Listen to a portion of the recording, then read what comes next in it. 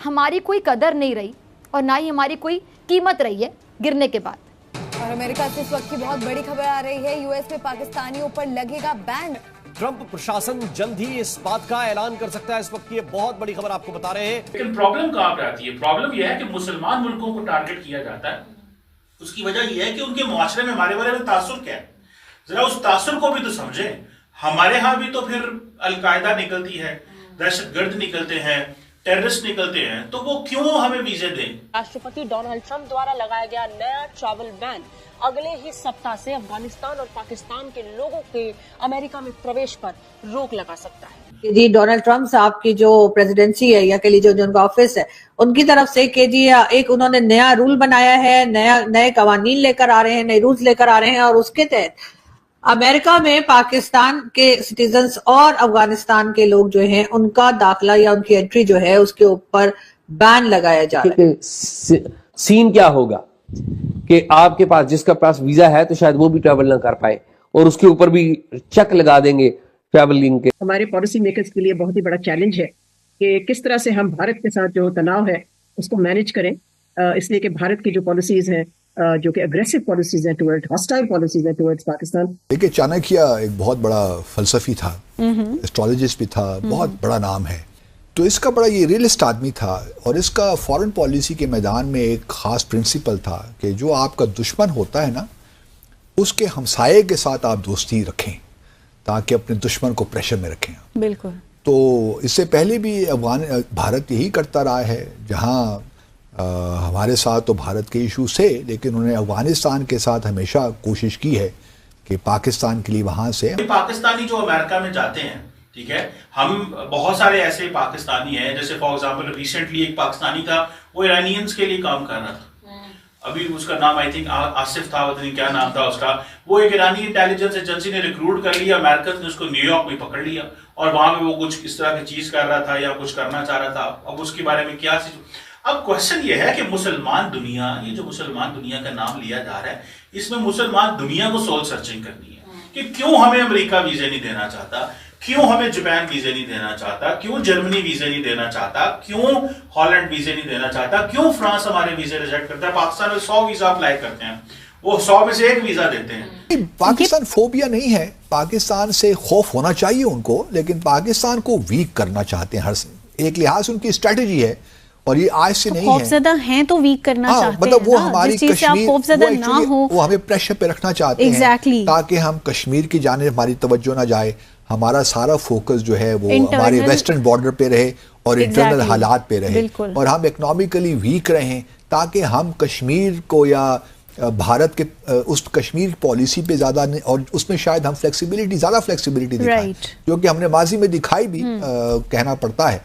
लेकिन भारत की पॉलिसी है बड़े अरसे से। और फिर अब देखना यही है कि अफगानिस्तान, क्योंकि हमने देखिए ना, हम भी तो अजीब लोग हैं ना। डोनाल्ड ट्रंप साहब की जो प्रेसिडेंसी है या कह लीजिए जो उनका ऑफिस है, उनकी तरफ से कि जी एक उन्होंने नया रूल बनाया है, नए कवानीन लेकर आ रहे हैं, नए रूल्स लेकर आ रहे हैं और उसके तहत अमेरिका में पाकिस्तान के सिटीजन्स और अफगानिस्तान के लोग जो हैं उनका दाखिला या उनकी एंट्री जो है उसके ऊपर बैन लगाया जा रहा है। जी हाँ, पाकिस्तान की तरफ से चाहे पाकिस्तानियों के पास वीजा हो या ना हो, है नाव वाले तो आपको पता है नाव वाले तो पहुंच ही जाते हैं, लेकिन ये कि जिनके पास वीजा भी, अगर वैलिड वीजा भी है और वो अफगानिस्तान से भी और पाकिस्तान से भी, सुनने में यह आया है कि तकरीबन 12 मार्च से, यानी आज क्या हो गई, आज 6 तारीख है ना जी हाँ, 6 है, तो फिर 6 दिन के बाद जो है वो पाकिस्तान और अफगानिस्तान के लोगों के ऊपर जी बैन लगाने जा रहे हैं, उनकी एंट्री पे बैन लग रहा है। अब सवाल यह है कि क्यों एक बंदे को वीजा मिलता है, आपके पासपोर्ट की क्या वैल्यू वर्थ है। अब आप दुनिया में जाए ना, अपने जरा पासपोर्ट की वैल्यू वर्थ निकालें तो मेरा ख्याल है अफगानिस्तान, सीरिया, लीबिया, इराक, ये 4 मुल्क हैं जो आपके पासपोर्ट से बेहतर है।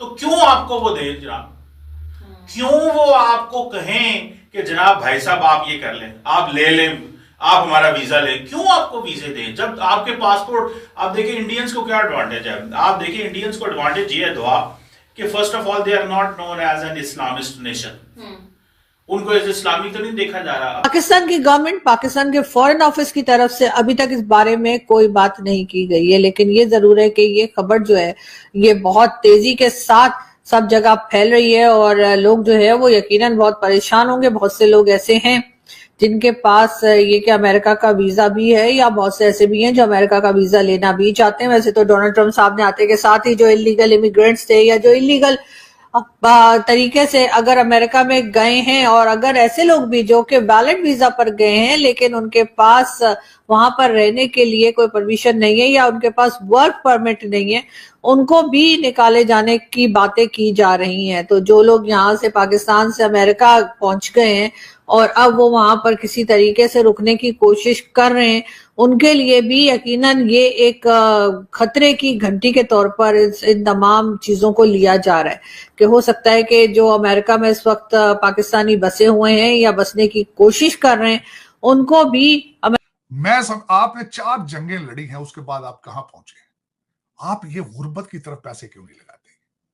गुर्बत पाकिस्तान को तो देखे ना, मैं सबसे बड़ी बात करता हूं कि जब आपने एटॉमिक पावर बन गए हैं, इसका मतलब है इसके पीछे एक सबसे बड़ी थ्योरी आप बार बार इस्तेमाल करते थे कि हम कन्वेंशनल वार नहीं लड़ सकते भारत के साथ, क्योंकि भारत देश बहुत बड़ा है, बहुत बड़ा कंट्री है, और आज तो उनके पास फाइनेंशियल स्ट्रेंथ भी मौजूद है और आज उनके पास मिलिट्री स्ट्रेंथ भी मौजूद है कि हम कन्वेंशनल जंग नहीं लड़ सकते, इसलिए हमने एटॉमिक बम रख लिया है बना के। लेकिन उसके बाद आपने अखराजात कम क्यों नहीं किए अपनी आर्मी के? आपने लोगों की वेलफेयर पे पैसे क्यों नहीं लगाए? फिर उसके बाद आपकी इकॉनमी और लोगों की तालीम बेहतर क्यों नहीं हो रही फिर उसके बाद?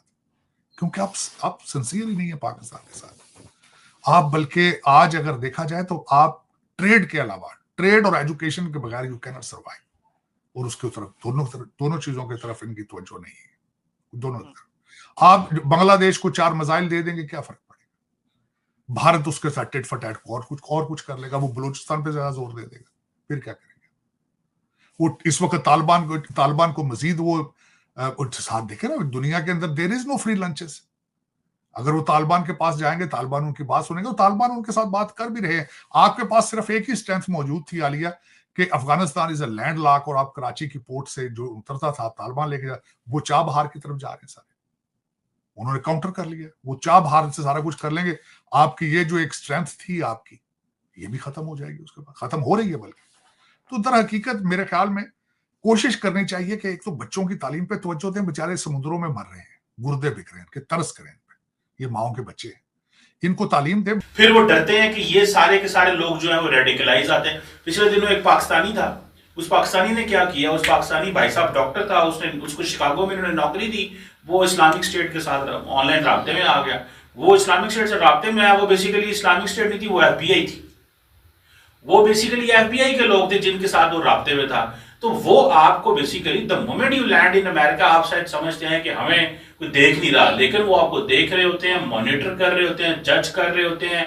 आपको वो वेलकम करते हैं कि आए हमारे मुल्क के अंदर, आपने अगर कुछ किया है या करना है। तो सवाल जो मैं जिस चीज को देखना चाहता हूं या करना चाहता हूं ना, वो ये है भाई साहब कि आप ट्रंप के ऊपर ना प्रेशराइज करें।